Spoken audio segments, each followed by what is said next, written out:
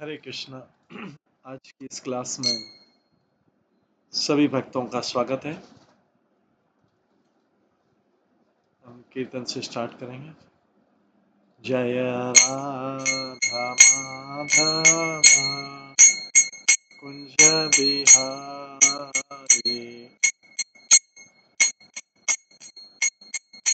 जय गोपी जन वल्लभ गिरिवरधारी, यशोदानंदन ब्रज जनरंजन, यमुना तीरावनचारी,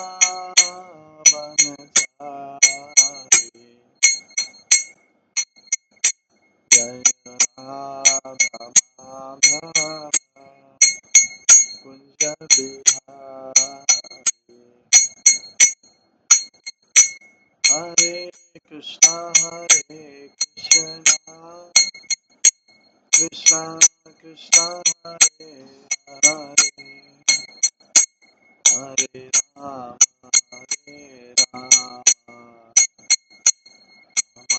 राम राम हरे हरे, हरे कृष्णा कृष्णा कृष्णा हरे हरे, हरे राम राम राम राम हरे हरे, हरे कृष्णा कृष्णा कृष्णा हरे हरे, हरे राम राम राम हरे हरे, हरे कृष्णा कृष्णा कृष्णा हरे हरे, हरे राम राम राम हरे हरे, हरे कृष्णा कृष्णा कृष्णा हरे हरे, हरे राम राम राम हरे हरे, जय राधा गोविंद राधा गोविंद राधे, जय राधा माधव राधा माधव राधे, जय गौरानिताय जय गौरानिताय, गौरानिताय जय गौरानिताय, जय जय प्रभुपाद प्रभुपाद प्रभुपाद, जय जय प्रभुपाद, निताय गौर हरि बोल हरि बोल हरि बोल, निताय गौर हरि। श्री राधा गोविंद देव की जय, श्री जगन्नाथ बलदेव सुभद्रा महारानी की जय, श्री गौर निताय की जय, श्री प्रभुपाद की जय, सभी भक्तगणों की जय। हरे कृष्ण।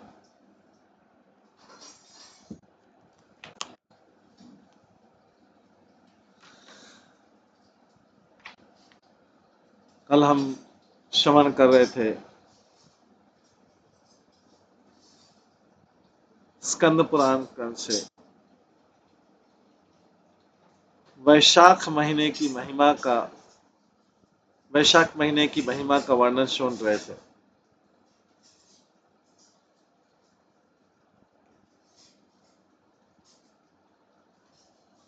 इसमें हमने श्रवण किया था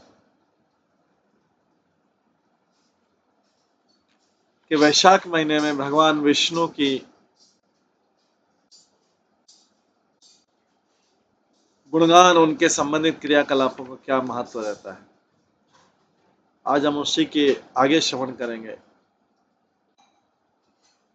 कि वैशाख महीने में अगर आप कोई गाय बछड़े के साथ में दान देते हैं, एक आवश्यक जरूरी ब्राह्मण को, तो आपका जो खजाना है वो फिर से भर जाएगा। ये राजा को बोल रहे हैं। अगर आप एक अम्ब्रेला छाता दान में देते हैं, आपको अपना राज्य प्राप्त हो जाएगा। अगर आप सुबह जल्दी स्नान करके भगवान कृष्ण के विग्रह को किसी योग्य व्यक्ति को दान में देते हैं तो वो आप उसके लिए विजयी होंगे। अगर आप जल दान देते हैं, आप बहुत योग्य पुत्रों की प्राप्ति होगी। अगर आप इनमें से कोई भी पुण्य कर्म करते हैं इस वैशाख मंथ में, इसमें कोई संशय नहीं कि जो सारी पृथ्वी है फिर से आपके नियंत्रण में आ जाएगी वैशाख महीने में।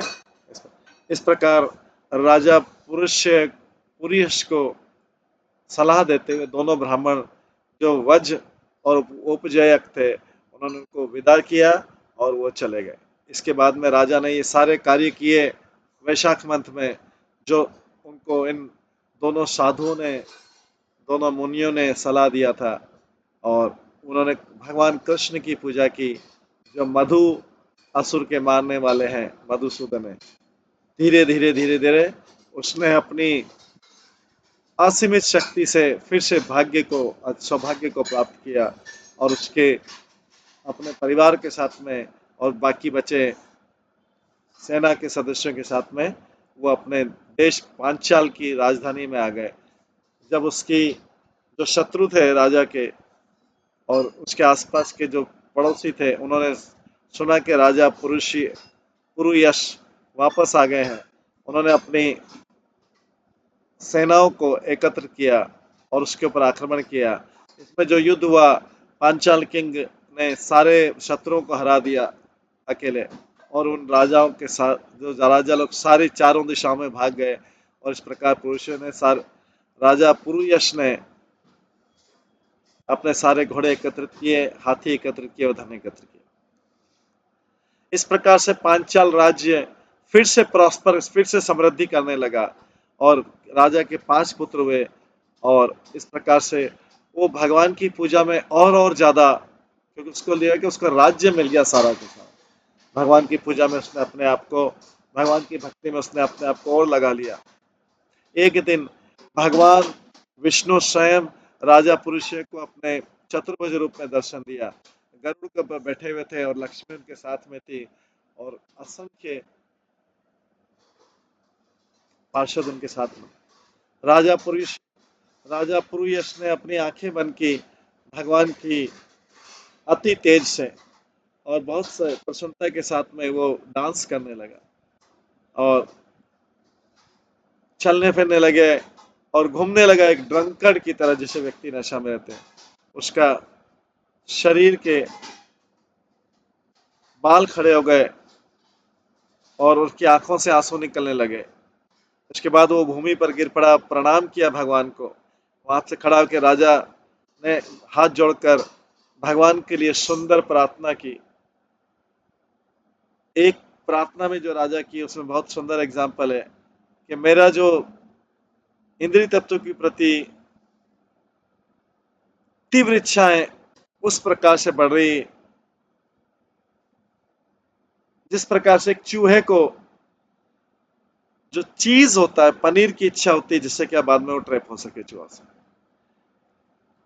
राजा पुरुषोत्तम ने अपनी प्रार्थना के अंत में कहा कि उसकी केवल मात्र एक इच्छा है कि भगवान की शुद्ध भक्ति में लगे, किसी भी जीवन की किसी भी कंडीशन में। उसके उत्तर में भगवान ने राजा को कहा वो 10,000 साल तक बड़ी समृद्धि के साथ जिएगा और वो फिर भगवान का नित्य धाम प्राप्त करेगा। यह कहकर भगवान उस स्थान से अदृश्य हो गए। उसके पश्चात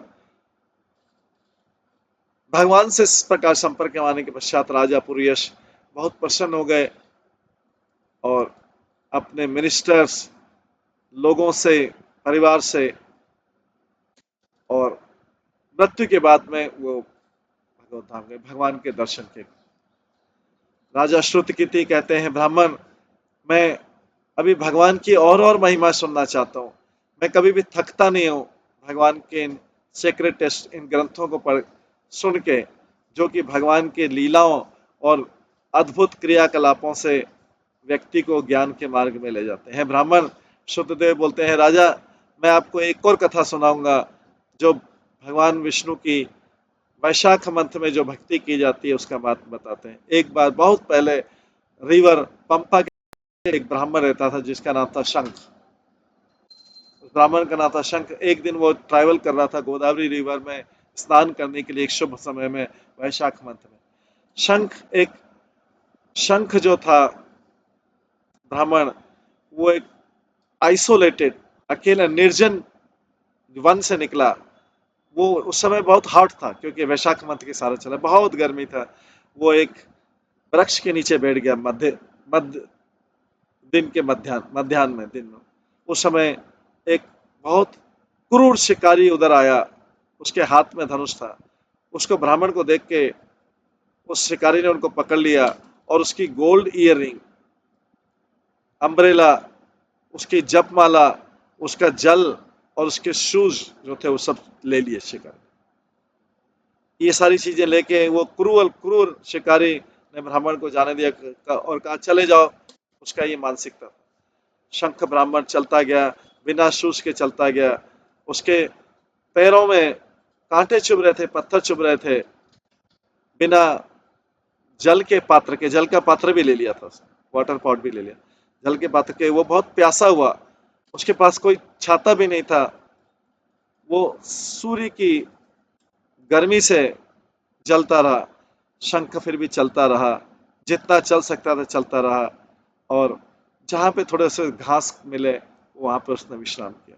इस बीच में वो शिकारी ने सोचा अपने आप के, जो ब्राह्मण है इसको बिना शूज के कितना सफर कर रहा होगा। शिकारी के मन में आया, क्रूर व्यक्ति के मन में भी आया, इतना क्रूर, मेरे पास तो अच्छे वाले शूज हैं और मैं इसलिए मेरे को ये पुराने शूज नहीं चाहिए, पुराने जूते नहीं चाहिए, ये पुराने हैं, घिसे हुए। मैं उसको ब्राह्मण को वापस दे देना चाहिए और इससे कोई मेरे को पुण्य मिलेगा उसकी सफरिंग को कम करने में, तो ये अच्छा रहेगा मेरे लिए। ये शिकारी, क्रूर शिकारी के मन में आया कि उसकी सफरिंग कम होगी, इसको शूज वापस दे देता हूँ। वो शिकारी गया, उसने ओल्ड शूज शंख ब्राह्मण को वापस दे दिए। ब्राह्मण बहुत प्रसन्न हुआ क्योंकि उसके पैर जल रहे थे बिना शूज के, गर्मी में, पत्थर में, वन के रास्ते में। उसने उस शिकारी को आशीर्वाद दिया कि प्रसन्न रहो, आपके जो पूर्व जन्म के कुछ पुण्य थे अभी उसका फल मिलेगा आपको, क्योंकि आपने मेरे को शूज जो है वैशाख मत में मेरे को शूज दान में दे दी। जिस जो हरि को प्रसन्न है वो ब्राह्मण क्योंकि हरि के प्रसन्न हुआ।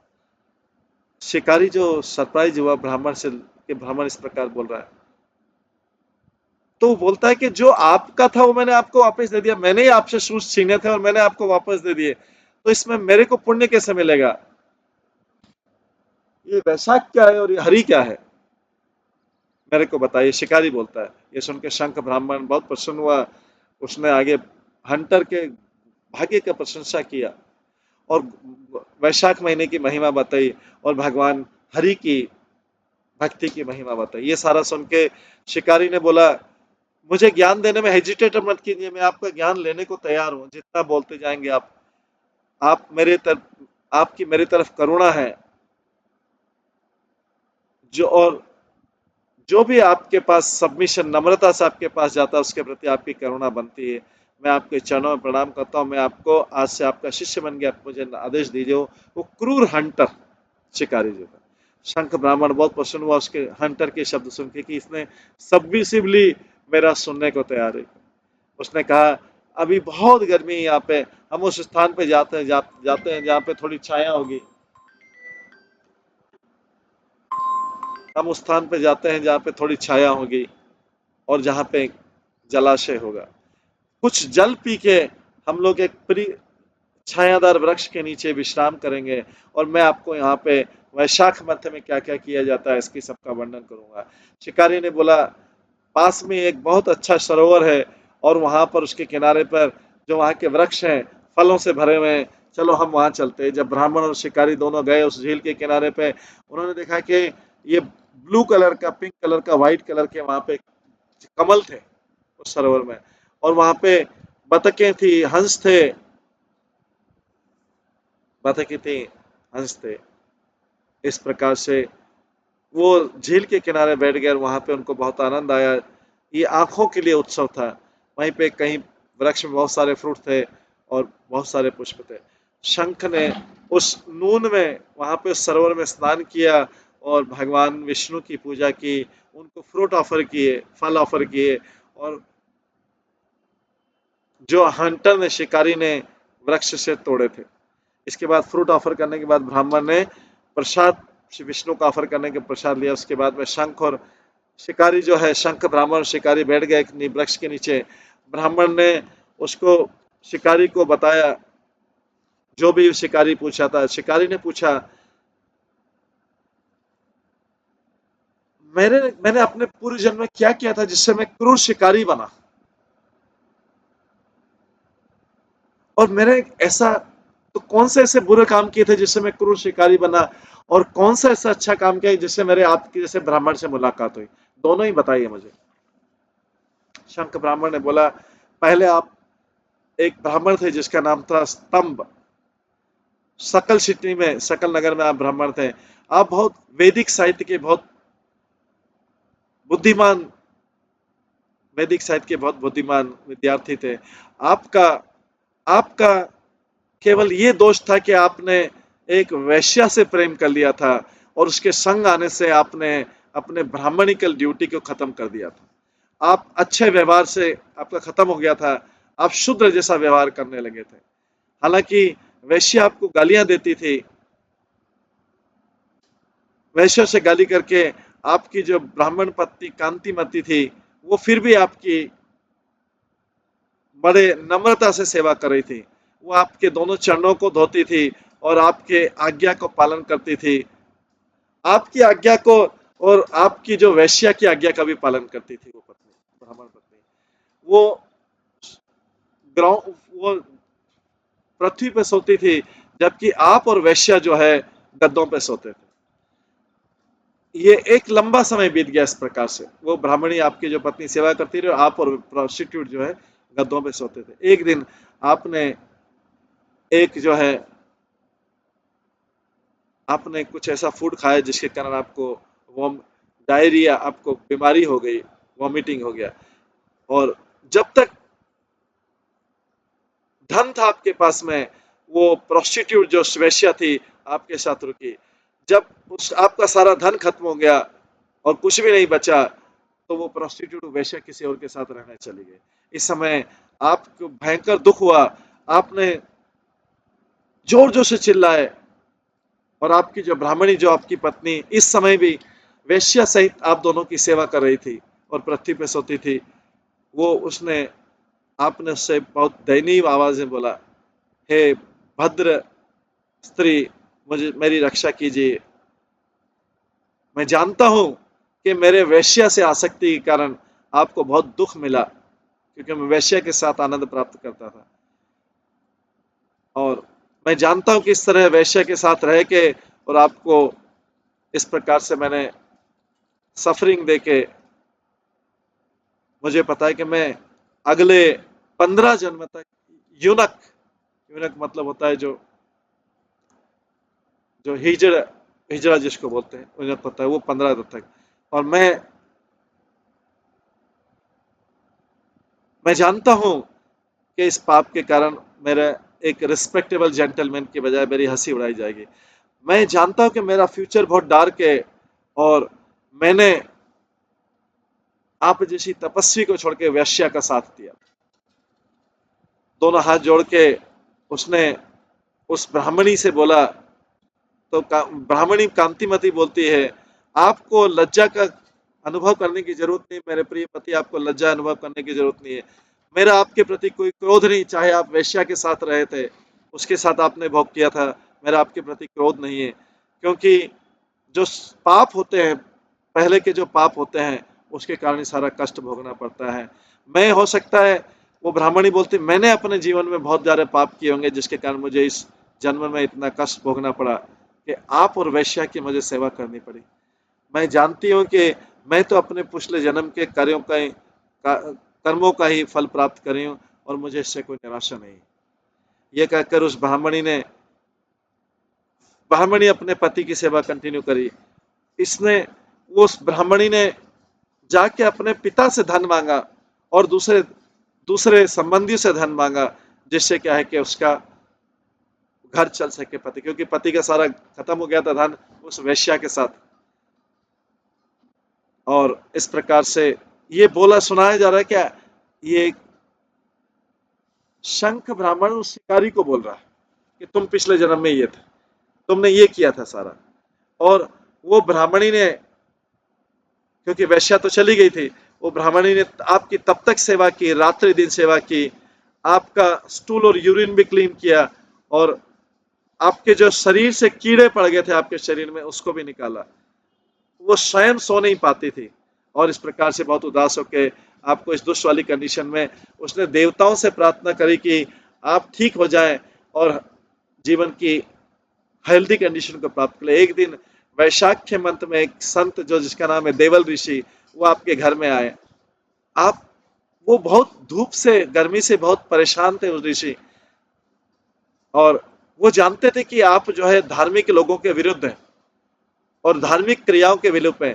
तो आपकी पत्नी ने एक ट्रिक लगा के आपसे बोला, आपकी पत्नी ने एक ट्रिक लगा के आपसे बोला कि ये डॉक्टर आए हैं आपको ठीक करने के लिए, क्योंकि आप इस शिकारी को उसकी कथा सुना कि आप शिकारी क्रूरल कैसे बना, कि आप संत महात्माओं के से आदर नहीं करते थे। तो आपकी पत्नी ब्राह्मणी ने एक ट्रिक लगा के बोला कि एक डॉक्टर आए हैं और आपकी बीमारी को ठीक कर देंगे, इसलिए हम उनका सत्कार करते हैं। तो उस ब्राह्मणी ने उस ऋषि देवल ऋषि के पैर धोए और उसका जल जो है अपने शरीर के ऊपर छिटका, सिर के ऊपर छिटका। देन आप आप देन आपने उसको एनकरेज किया, क्योंकि डॉक्टर थे। तो आप उस ब्राह्मणी ने उसको एक स्वीट ड्रिंक दिया उस मुनि को, और जिससे उसको इस गर्मी से राहत मिली। अगले दिन मॉर्निंग में जब ऋषि वो मुनि जाने लगे, उसके तुरंत बाद आपका डिजीज और खराब हो गया। तो आपकी जब ब्राह्मणी पत्नी आपको कुछ मेडिसिन दे रही थी, तो आपने उसका फिंगर काट लिया, क्योंकि आपका जो मुख था वो एकदम बंद हो गया, टाइट बंद हो गया।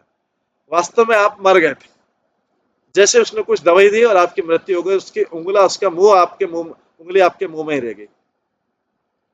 मृत्यु के समय आप जो है उस सुंदर वैश्या के बारे में सोच रहे थे जिसको आप बहुत प्रेम करते थे। तो आपकी पत्नी ने आप आपकी पत्नी ने उसके सारे जो बैंगल्स थे वो बेच दिए, जिससे क्या है कि आपको अंतिम संस्कार करने के लिए कुछ लकड़ी खरीद सके।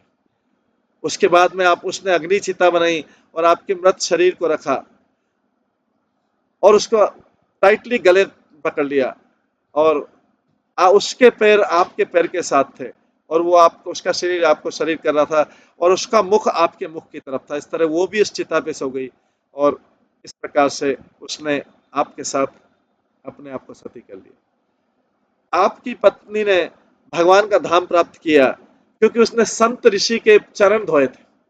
वो जो संत आए थे गर्मी में, देवल ऋषि आते, उसके चरण धोए थे। तो देवल के चरण, और उनको ठंडा जो शरबत था वो बना के दिया था वैशाख के मत में। आप भी उसके कारण जो है सारे पापों से मुक्त हो गए, उस जल के कारण जो उसने छिड़का था, उस संत को चरण धो के जो जल छिड़का था देवल ऋषि के पर। क्योंकि आप मृत्यु के समय वैश्या के बारे में सोच रहे थे, तो आपको ये भयानक क्रूर शिकारी का जन्म मिला, जबकि जिससे आप दूसरों को और कष्ट दे सके क्रूरता के कारण। फिर भी आपने संत की सेवा के लिए परमिशन दी थी अपनी वाइफ को, देवलों को। तो आपका ये हुआ कि आपके मंथ में, इस मंथ में आपको मेरा संग प्राप्त हुआ,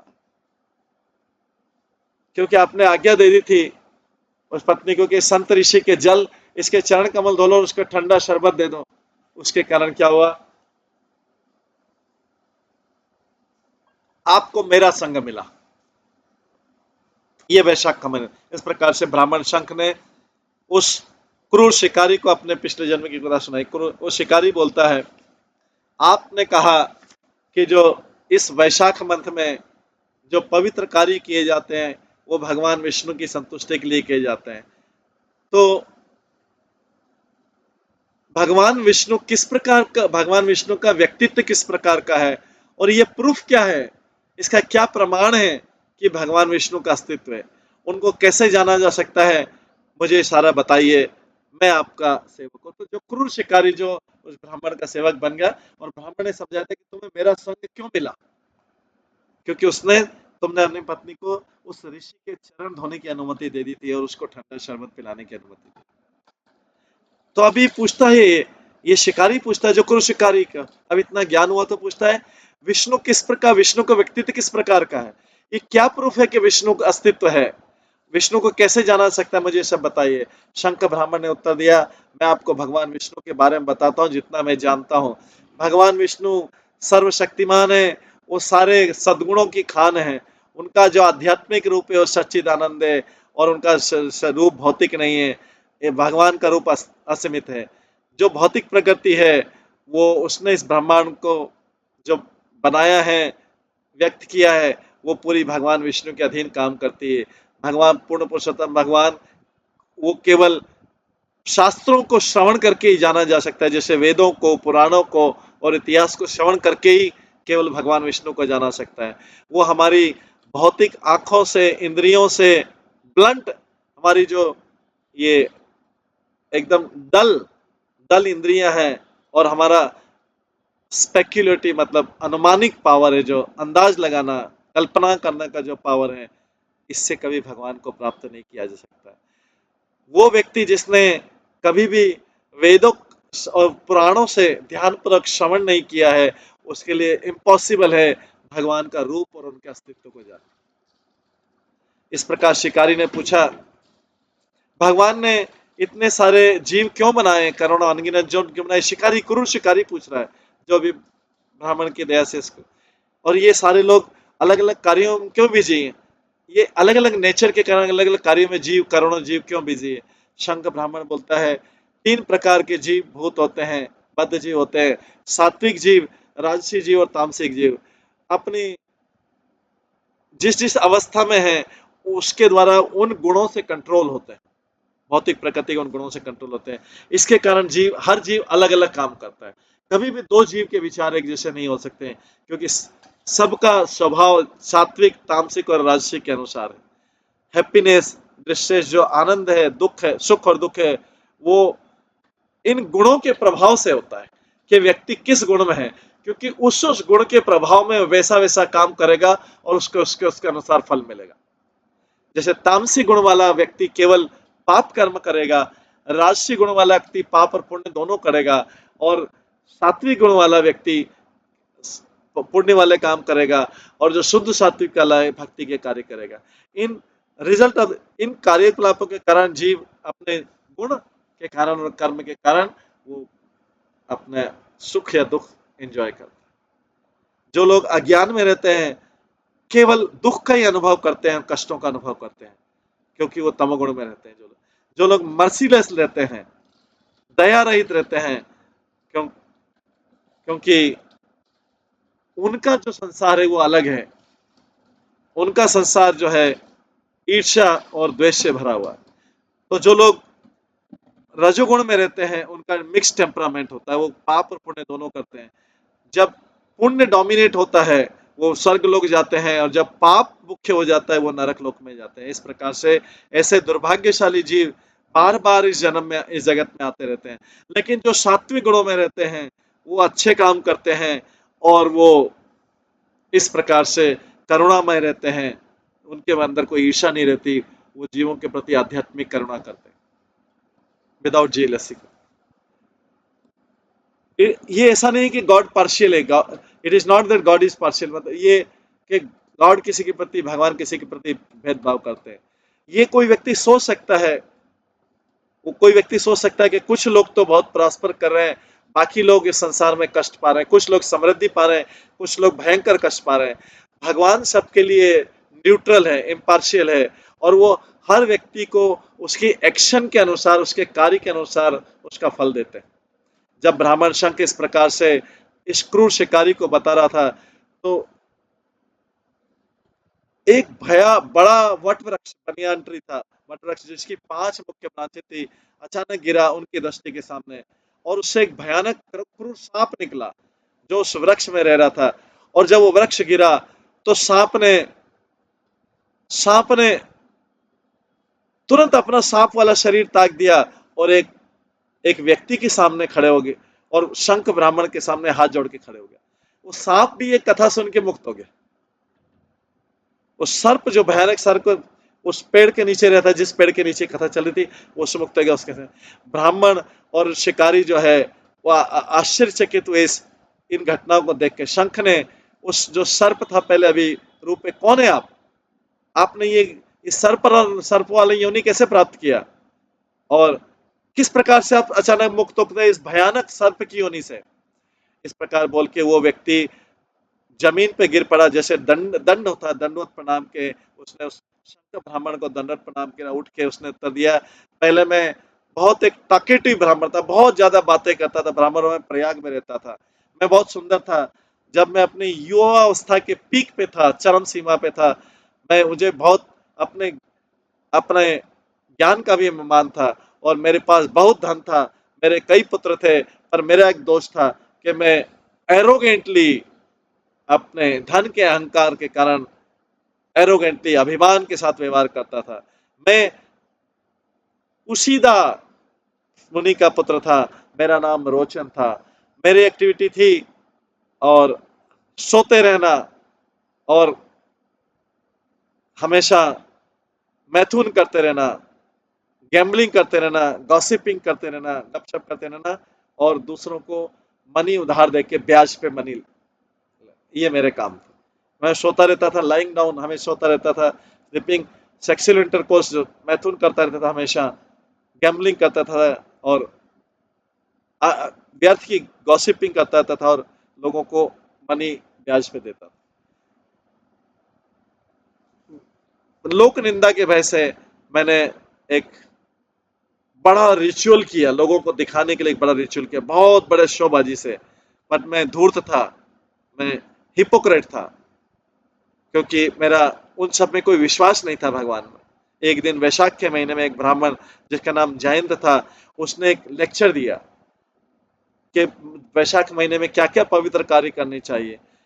वास्तव में जो प्रयागराज था, जिसमें हजारों हजारों स्त्री और पुरुष चारों वर्णों के स्नान करते थे मॉर्निंग में, और फिर भगवान मधुसूदन की पूजा करते थे, उसके बाद वो उसका लेक्चर सुनने, जयंत का उपदेश सुनने बैठते थे। सारे जो आते थे वो स्त्री पुरुष प्रयाग में स्नान करने सुबह सुबह, वो बहुत शुद्ध हृदय के थे, और वो चुपचाप सुनते रहते थे और भगवान विष्णु के लीलाओं का, और उसमें से कोई भी लेजी नहीं था, हाइपोक्रिटिकल नहीं था। एक दिन मैं उस सभा में प्रवेश कर गया, उस जहाँ कथा चल रही थी विष्णु की, एक दिन मैं उस सभा में प्रवेश किया। मैं जानने का उत्सुक था कि क्या चल रहा है इस सभा में। मैं एक साफा पहने हुआ था, और मैं जानता नहीं था कि मैं किसी को सम्मान कैसे सिर झुकाऊं। मैं पान सुपारी चबा रहा था, और पान के पत्ते चबा रहा था, और मैं दूसरे लोगों के साथ उस कथा के चलते हुए कथा में मैं गॉसिपिंग गपशप करने लग गया, और मैंने देखा, मैं जान गया कि इससे कारण मैं दूसरे श्रोताओं का ध्यान, disturb the concentration of other listener, मैं दूसरों को डिस्टर्ब कर रहा था उस कथा में।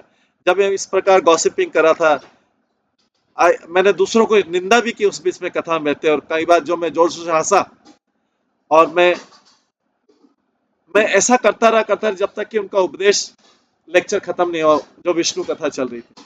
इस मेरे इस दोष के कारण मेरे जीवन का जो सात्विक जीवन था, उसका लाइफ ड्यूरेशन कम हो गया, और मैं अगले दिन ही मेरी मृत्यु हो गई।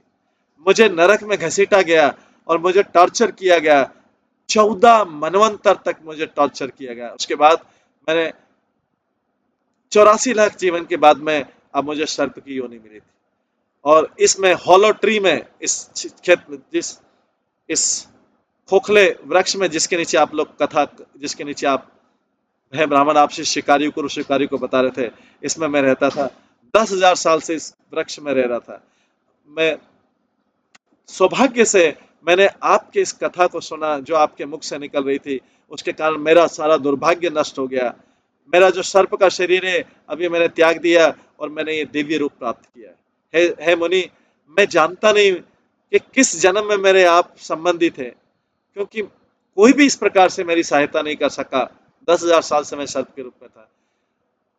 जो भगवान के भक्त होते हैं वो इस प्रकार से जीवों के प्रति इम्पार्शियल और कंपेशनेट करुणा देते हैं, जिससे क्या है कि जीव का उद्धार हो पाए, जीव का इस पापी जीवन से उद्धार हो पाए। वो इसमें न्यूट्रल होते हैं, इम्पार्शियल होते हैं, मतलब उसमें जीवों को ज्ञान देने में कोई गरीब अमीर या अच्छा बुरा उसको ज्ञान देने में और करुणा देने में, भगवान की करुणा का वितरण करने में वो इम्पार्शियल होते हैं, उनका कोई भेदभाव नहीं रहते हैं, और वो हमेशा दूसरों की आध्यात्मिक सहायता करने में रहते हैं। मुझे आशीर्वाद दीजिए जिससे मेरा मन हमेशा धार्मिक सिद्धांतों में लगा रहे। मुझे आशीर्वाद दीजिए कि मैं हमेशा भक्तों के संग में रहूं, जिससे हम भगवान विष्णु को कभी नहीं भूल पाऊं। मैं मैं गरीब होना चाहता हूं, क्योंकि ये मेरे लिए एक मेडिसिन है, जिससे मुझे ऐश्वर्य का अभिमान नहीं हो सके, और मेरे को blindness blindness due to ignorance, मुझे कभी धन का अभिमान में अंधा नहीं हो पाऊं ऐश्वर्य में। इसलिए मुझे गरीबी बना दे दीजिए, गरीबी की दवा दीजिए। ये सब बोल के जो सर्प था पूर्वजन्म में, वो झुक के प्रणाम किया, बार बार प्रणाम किया। शंख ब्राह्मण ने बहुत उनके प्रति बहुत करुणा का अनुभव करके उसको उठाया और उसको गले लगा लिया, उसकी बॉडी पे पेटिंग किया, उसको थपथपाया। शंख ब्राह्मण बोलता है, आप बाद में इस पृथ्वी पर एक श्रेष्ठ ब्राह्मण के रूप में जन्म लोगे दशरथ भूमि में, और आप वेद शर्मा माने जाओगे। वेद शर्मा, आप वैदिक साहित्य के स्वामी बनोगे, मास्टर बनोगे, और आप अपने पिछले जन्म के सारा याद रख सकोगे। आपके पिछले जन्म को, कष्टों को याद करके आप इस भौतिक जगत के आनंद को त्याग देंगे, और पूरे होल हार्टेडली भगवान की भक्ति में आप चले जाएंगे। आपकी भक्ति के कारण आप इसी जीवन में, उसी जीवन में परफेक्शन प्राप्त कर लेंगे। इसके बाद जो वो सर्प था, उसने शंख ब्राह्मण की परिक्रमा की और स्वर्ग की तरफ चला गया। अगले दिन सुबह ब्राह्मण और जो कुरु शिकारी था, दोनों ने स्नान किया सूर्योदय से पहले। शंख ब्राह्मण ने देन फिर कुछ शिकारी को बुलाया, उसके सिर पर कुछ जल छिटका और उसको 2 सिलेबल का मंत्र दिया, जिसका नाम था राम। बोले राम जपो। उसने शिकारी से बोला, भगवान राम का जो नाम है, ये 1000 विष्णु के नाम है, इसलिए आप इसको जपो, भगवान राम का नाम जपो। अगले जन्म में आप जो है एक शुद्ध ब्राह्मण के रूप में, पुत्र के रूप में जन्म लेंगे। उसके बाद जो शंख ब्राह्मण था वो चला गया, जो शिकारी था उसने कुछ दूर तक उसको छोड़ने गया। उसके बाद वो जब दृष्टि से ओझल हो गया, तब शिकारी ने उस गुरु से, जो कुरु शिकारी था, अपने इस गुरु से, ब्राह्मण से जिसको उसने लूटा था, उससे विरह का अनुभव किया, जिसने उसके गुरु के रूप में काम किया था और जो उसको काम करने को बोला था। उसने वैशाख महीने में इस प्रकार से रोज अर्ली मॉर्निंग सूर्योदय से पहले स्नान कर लेता और फिर राम राम राम राम दिन और रात्रि राम राम का जप करता था।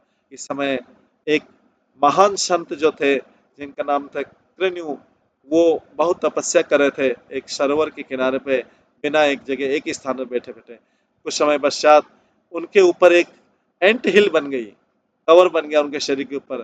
तो लोग उनको वाल्मीकि बोलने लगे, क्योंकि टर्माइट का एक पहाड़ी बन गया, वो अपनी जगह से हिलते नहीं थे, तो टर्माइट कीड़ों का एक पहाड़ बन गया उनके ऊपर।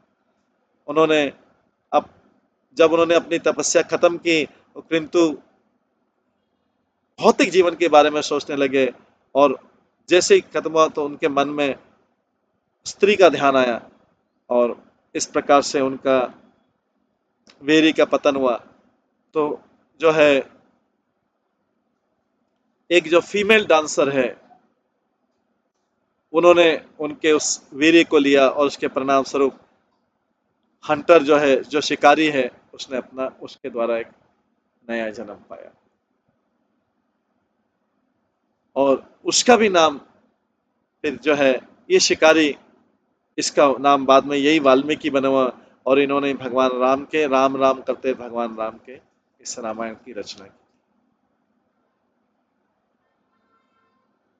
ये कथा उस कथा से बताया जाता है कि ये कथा उस कथा से डिफरेंट है, जो नारद मुनि ने एक बार शिकारी को, लुटेरे को, जो जो वन में लोगों को लूटता था, और उसके साथ में बाकी अपने परिवार का उस लूटे के धन से पालन करता था, उसके इस पाप के कारण वो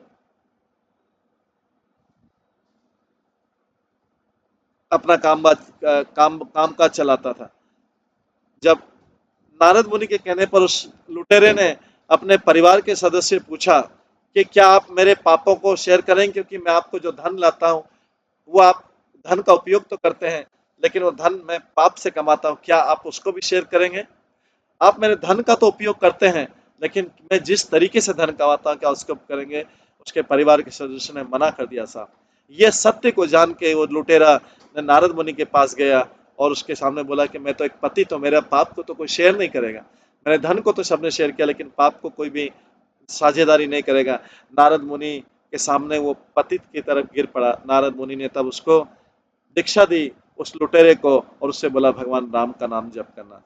जब वो लुटेरा इस प्रकार से भगवान राम के नाम का जप करने लगा, एक उसके ऊपर एक पहाड़ी बन गई, एंट हिल, चींटियों का, कीड़ों का एक पहाड़ बन गया, जिस और उसके आसपास हो गया। इस कारण से उसका नाम वाल्मीकि हुआ और वही बाद में रामायण के चरित्र।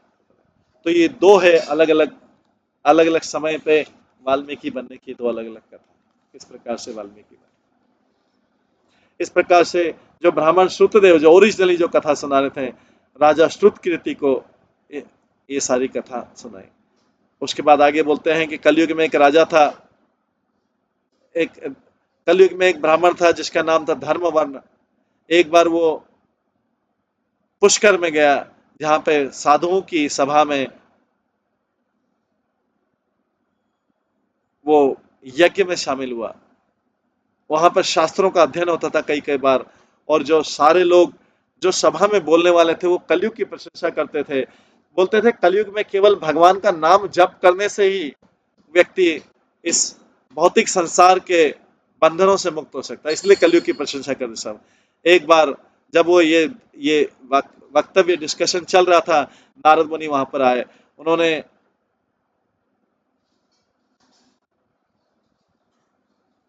नारद मुनि इस प्रकार से अपनी जीवा को एक हाथ से पकड़ के वहां पर डांस करने लगे पागलों की तरह। जो लोग वहां पर असेंबली में थे उन्होंने पूछा, नारद ये आप क्या कर रहे हैं?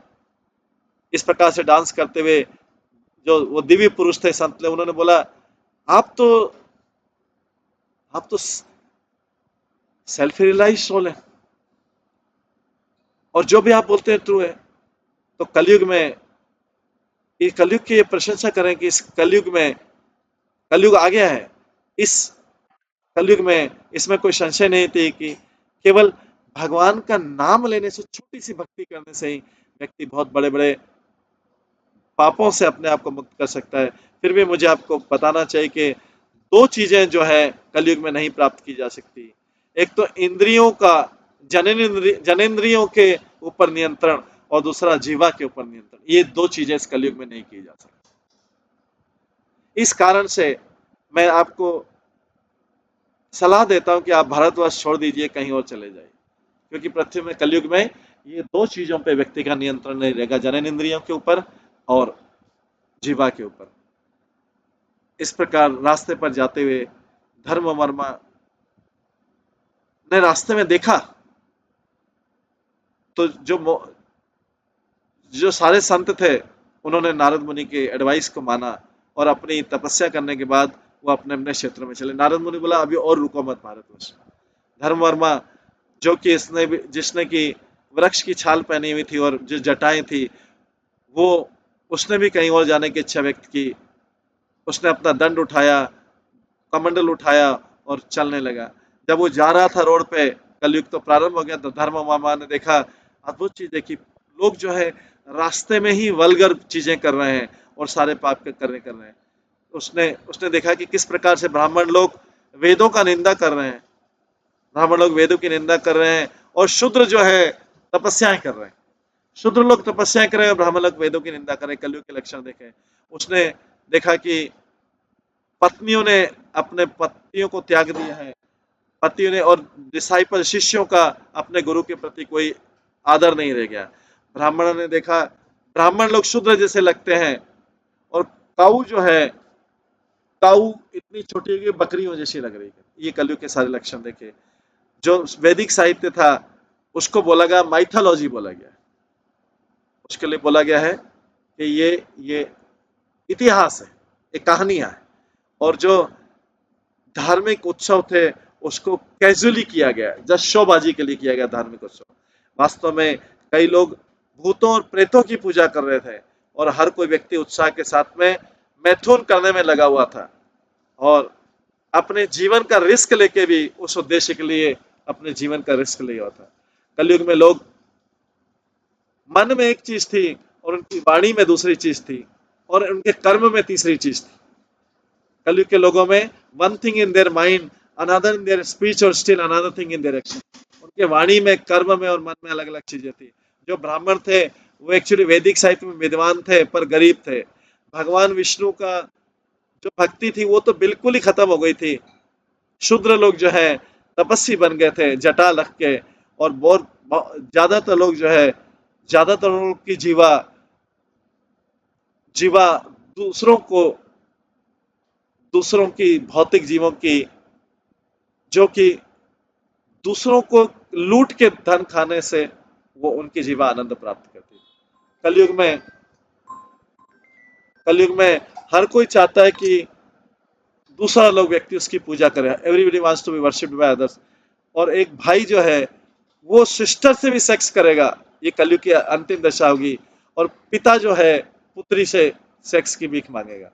सारे जो ये कलयुग के अंत के सारे लक्षण, सारे जो पुरुष हैं वो शूद्र शूद्र स्त्री से प्रभावित हो जाएंगे, उनके सेक्सी वे से प्रभावित हो जाएंगे।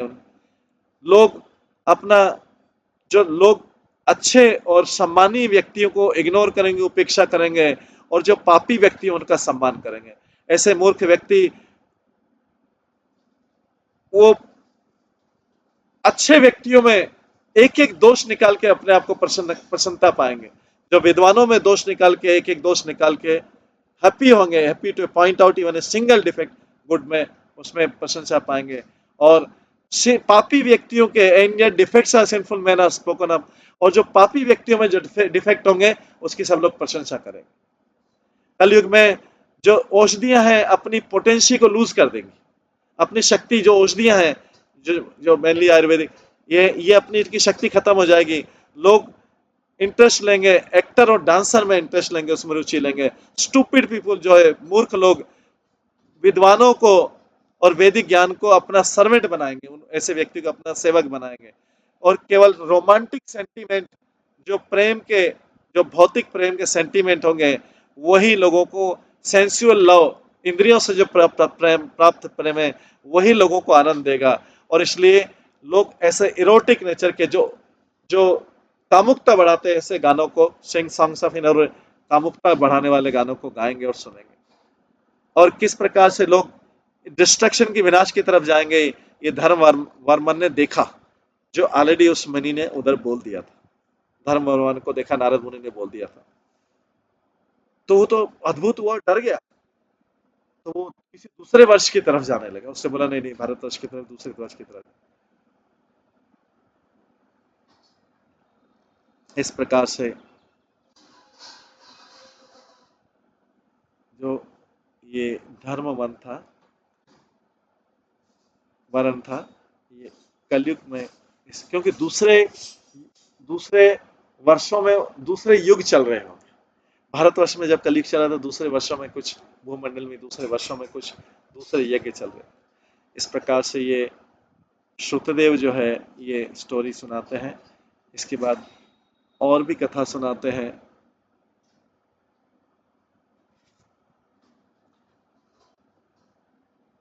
कि पहले कश्मीर में एक ब्राह्मण रहता था जिसका नाम था देवव्रत था। उसकी एक सुंदर कन्या थी जिसका नाम मालिंग था। तो जब कन्या बड़ी हुई तो देवव्रत ने कन्या को विवाह में एक इंटेलिजेंट ब्राह्मण को दिया जिसका नाम था सत्यशिला। इसके बाद एक आदि आदि सारी एक कहानी, जो कथा है, ये सब सत्य कथा है लेकिन बहुत पुराने समय की कथा है। ये इसको सुनाते हैं, इसको हम कल की क्लास में श्रवण करेंगे। आज की क्लास को यहीं पे विराम देते हैं। सभी भक्तों का बहुत बहुत धन्यवाद। सब भक्तों के लिए एक बार हरे कृष्ण महामंत्र का जप करते हैं।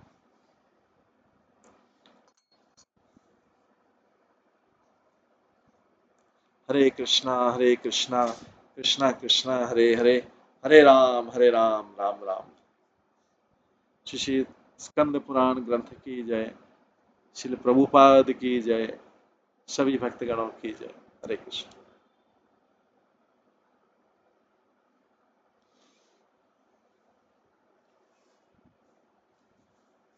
हरे कृष्णा कृष्णा कृष्णा हरे हरे, हरे राम राम राम।